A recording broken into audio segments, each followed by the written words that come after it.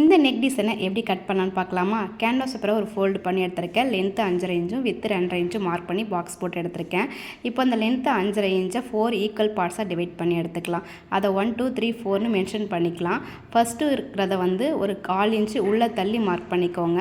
அடுத்து ரெண்டாவதாக இருக்கிறத நம்ம அப்படியே விட்டுடலாம். தேர்டு மார்க் பண்ணியிருக்கோம் இல்லைங்களா, அதை ஸ்ட்ரெயிட்டாக ஒரு லைன் போட்டு எடுத்துக்கோங்க. அவ்வளோதான். இப்போ மேலேருந்து ஃபஸ்ட்டு மார்க் பண்ணியிருக்கோம் இல்லைங்களா, அதில் இந்த மாதிரி ஒரு கர்வ் லைன் கொடுத்துட்டு கீழே இந்த மாதிரி ஒரு லைன் கொடுத்துக்கோங்க. இதை ஃபுல்லாக க்ளோஸ் பண்ணாமல் ஒரு 1/2 இன்ச்சு மார்க் பண்ணி கீழே இதோட சென்டர் லைனை மார்க் பண்ணிக்கோங்க. மார்க் பண்ணிவிட்டு ஸ்ட்ரெயிட்டாக ஒரு லைன் கொடுத்துக்கோங்க.